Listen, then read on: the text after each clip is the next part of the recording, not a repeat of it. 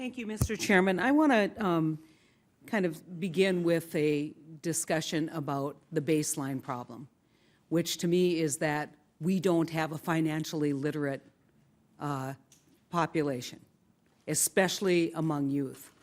And a lot of what we're talking about today really requires a level of sophistication in terms of understanding the obligations, understanding time value of money, understanding what compound interest can do to you long term, and making sure that they are in the best position. The first line of defense to helping a student is the student themselves and the student's family. And so I have some questions for Ms. Lindstrom. Number one, when you looked at this whole report, you talked about transparency, and I couldn't agree more, and I think Senator Werner made a great point about let's let people know on the front end, even beyond student debt. But what recommendations would you have for us in terms of providing greater transparency on all of these financial transactions, not just debit cards, but student loans in general, so that we have more truth in lending, if I can kind of put it that way? Well, I mean, we are also supportive of the know before you owe provisions that have been discussed.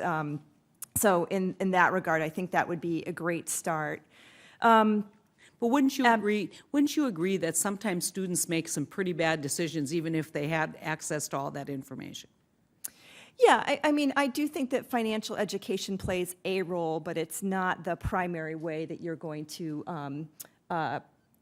clean up or make the marketplace fair for students. I mean, in reality, these are uninformed consumers who are just emerging in the marketplace, and they need stronger protections. But, you know, I'm disturbed a little bit by that answer, that it's not the primary way, because we can deal with student loan debt, and we've dealt with mortgage loan debt, and we can deal with credit card debt, but the most important thing that we can do, in my opinion, and I've been in this fight since the bankruptcy days, since I was Attorney General and represented and was responsible for consumer protection. I see over and over again an unwillingness to kind of get the base of information that consumers need to provide themselves with the first line of protection. And so, I mean, I can appreciate and understand what you're saying, that things can be clouded and masked, and we need to take care of that.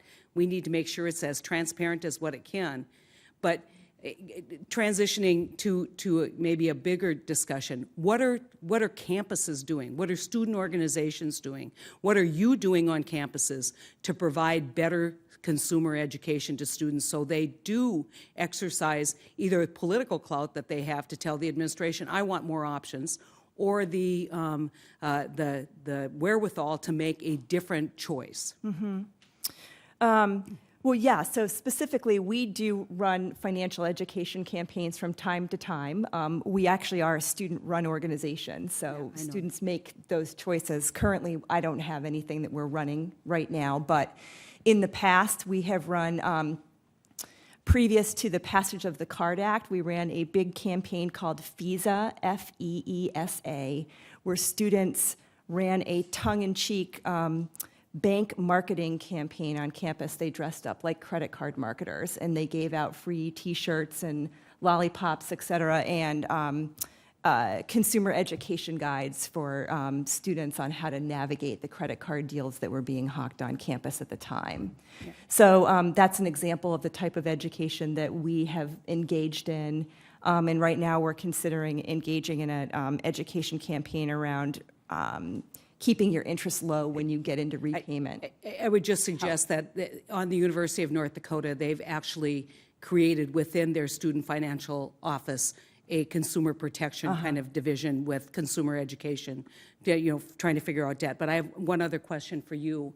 As you look at this, and as you look at not only federal government responding, but the state governments responding, have you seen any states pass any kind of laws that you think provide a pretty good example of the right kind of protection for consumers? Right now, the state of California has been considering legislation in the campus banking arena to provide more disclosures for students up front, as has the state of Oregon. Neither of those have actually passed, but I know that those have been, I've spoken to legislators at the state level who are considering those types of things. The example that I have is no-use fees. There's a number of states that don't allow no-use fees. I think North Dakota is one of them. I mean, you can't discount from the card if you don't use the card. And so, you know, these are the kinds of things that I think we need to have a broader understanding, because I think way too often here we think that the only people who are concerned about these issues in the United States Congress or the federal government or a federal agency, when in fact there is a whole, you know, campus involvement, state law involvement, local state regulatory involvement. And so I think we need to have a better understanding what the whole effort is, so that we can continue to provide students with the opportunity to seek other, you know, a broad array of funding options, but also the opportunity to make choices and the education to help them make good choices. So thank you, Mr. Chairman.